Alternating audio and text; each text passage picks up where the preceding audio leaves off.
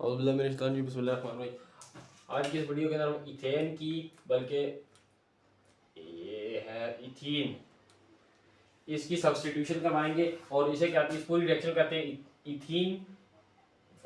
इस पूरी रिएक्शन को हम कहते हैं free radical substitution of ethene, यानी इथीन की हमने रेडिकल की सब्स्टिट्यूशन करवानी। कैसे होगी? सबसे पहले इसी यहाँ से इनिशिएशन होगी। शुरू किस तरह होगा कि दो क्लोराइड के मॉलिक्यूल थे, ये डायटोमिक फॉर्म में जैसे ये टूटेगा तो ये दो क्लोराइड के रेडिकल बन जाएंगे। दो क्लोराइड के रेडिकल हमारे आखिर में बहुत कम आने वाले।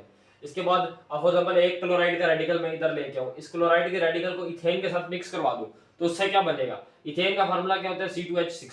तो जब उसे करवाऊंगा उसमें हाइड्रोजन रिमूव होगा, अल्काइल बन जाएगा, तो ये बन जाएगा C2H5 और उसके ऊपर रेडिकल। इसे क्या कहेंगे? इथाइल फ्री रेडिकल, क्योंकि ये इथाइल है, ठीक है, और ये फ्री रेडिकल है क्योंकि इसमें दो कार्बन है तो इथाइल हो गया, और ये फ्री रेडिकल है क्योंकि अभी हमने इसमें हाइड्रोजन रिमूव किया तो ये इथेन नहीं रहा, ये इथीन नहीं रहा, ये इथाइल हो गया। क्यों? क्योंकि इसमें दो पहले 6 थे, एक हाइड्रोजन रिमूव करा तो उसकी वजह से एल्काइल ग्रुप बन गया। C2H5 रेडिकल यानी इथाइल फ्री रेडिकल बन गया, साथ में HCl रिलीज हो गया। इसको छोड़ो भाई, इसके बाद इसकी ये बात आ जाती है, जो क्लोराइड रेडिकल पहले था ना हमारे पास, इसी को इसके साथ रिएक्ट करवाया, ठीक है, तो ये बन जाएगा, यानी ये पहले जिससे रिएक्शन शुरू कराई थी, इससे अगेन हमने इसको रिएक्ट करवाया तो उसकी वजह से मतलब इसको प्लस करवाया, इसकी वजह से बन गया, यानी हमने यूं किया कि इथाइल फ्री रेडिकल को प्लस करवा दिया क्लोराइड गैस के साथ, ठीक है, क्लोरीन गैस के साथ। तो फिर उससे ये हुआ कि C2H5 ये वैसी का वैसी रहा और उसके साथ क्लोरीन गैस आगे जुड़ गई तो Cl बन गया, और साथ में जो क्लोराइड रेडिकल था इसके ऊपर ये क्लोराइड में लग के ये अलग हो गया, मतलब Cl2 था ना, तो एक ये इसके साथ आ गया, दूसरा क्लोराइड रेडिकल बन गया। अब ये क्लोराइड रेडिकल और ये जो C2H5 ये हमारे बहुत काम आने वाला है। एंड में क्या किया हमने, हम ये करते हैं, अब हमने इसकी खत्म करवानी है रिएक्शन, तो वैसे भी हमें रिएक्शन खत्म हो जाती है, तो हमारे पास प्रोडक्ट आ गया क्लोरोइथेन।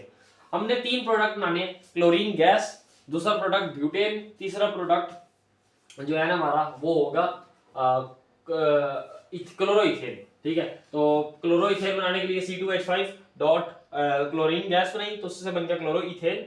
उसके बाद हम, अब क्लोरोइथेन बन चुका है, एक रिएक्शन स्टॉप करने के लिए हम एक पॉइंट हो गया रिएक्शन स्टॉप करवाने का। दूसरा पॉइंट क्लियर करते हैं, वो जो शुरू में Cl2 था उसके दो रेडिकल्स को अलग अलग किया, ठीक है, तो उससे बन गया क्लोराइड रेडिकल 1 क्लोराइड रेडिकल 2, और फिर इन दोनों को मिक्स करवाएंगे तो उससे बन जाएगा Cl2। तो यहाँ पे थर्ड स्टेप भी कंप्लीट हो गया। अब तीसरी टर्मिनेशन का स्टेप ये होगा कि वो जो हमने ये C2H5 का एक रेडिकल लिया था इसको दो दफा मल्टीप्लाई कर देंगे, यानी दो रेडिकल होंगे, C2H5 का रेडिकल प्लस C2H5 का रेडिकल, यानी इथाइल फ्री रेडिकल दो दफा अगर हम प्लस करवा दें एक दूसरे में, यानी C2H5 रेडिकल और C2H5 रेडिकल, तो उससे हमारे पास आएगी C4H10, ये जिसे हम ब्यूटेन भी कहते हैं। तो थर्ड स्टेप भी कंप्लीट हो गया। तो इस तरीके से 3 स्टेप्स में रिएक्शन टर्मिनेट होगी और उसको टर्मिनेट करवा लिया। अब अगला जो है हम देखते हैं,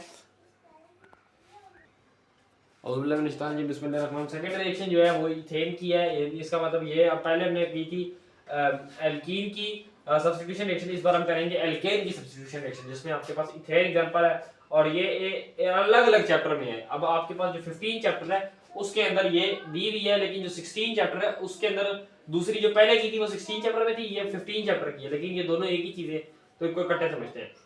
अब स्टार्ट किस तरह होगा, वही अगेन क्लोरीन का मॉलिक्यूल आ गया, क्लोरीन के एटम में से दो रेडिकल फ्री होंगे, Cl अलग होंगे, ये यूवी रे से टूटेंगे। उसके बाद एक क्लोरीन का एटम जो है, यानी क्लोरीन का रेडिकल जो है वो CH4 के साथ रिएक्ट करके मिथाइल रेडिकल बनाएगा, और जब वो मिथाइल रेडिकल बन जाएगा और उसके बाद क्या होगा, वो मिथाइल रेडिकल एक क्लोराइड के साथ मिक्स करेगा और उससे एक मिथाइल क्या बन जाएगा, मिथाइल के क्लोरोमीथेन कह सकते हैं, यानी मिथाइल क्लोराइड भी कह सकते हैं। तो ये मिथाइल क्लोराइड या क्लोरोमीथेन बनेगी, और क्लोरोमीथेन और HCl आपके पास दो बाय प्रोडक्ट आ गए। अब होगा ये कि जो क्लोरोमीथेन है इसको जब हम एक क्लोराइड एटम के साथ जो है इसकी वो करवाएंगे, फॉर्मेशन करवाएंगे, तो ये बन जाएगा डाइक्लोरोइथेन। फिर हम बोलेंगे इसी को अगर हम वापस क्लोराइड के साथ रिएक्ट करवाए, डाइक्लोरोइथेन को वापस रिएक्ट तो वो बन जाएगा ट्राइक्लोरोइथेन, फिर उसको वापस करवाएंगे वो बन जाएगा टेट्राक्लोरोइथेन।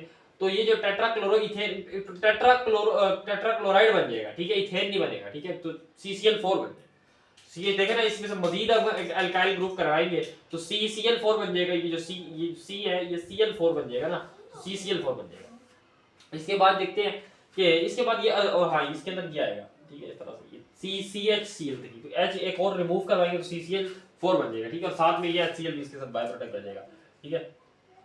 अच्छा, लास्ट पे ये होगा कि जब ये हमारा हमने से फर्दर डिवाइड किया, अब होगा ये कैसे हम टर्मिनेशन, अब ये तो हमने की, ये थी इनिशिएशन, ये प्रोपोगेशन, ये मजीद डिवीजन, इसके बाद आपके पास में क्या आ जाएगी, इसके बाद आपके पास में ये आ जाएगी टर्मिनेशन। तो ये टर्मिनेशन आएगी, और टर्मिनेशन के वही 3 स्टेप अपने एक स्टेबल मॉलिक्यूल बनाने होते हैं। तो ये क्लोरीन के दो इसके एल्काइल ग्रुप्स, दो फ्री रेडिकल्स को जोड़ेंगे तो क्या बन जाएगी क्लोरीन। तो ये सी क्या हो गई टर्मिनेशन, एक क्लोरीन आ गया।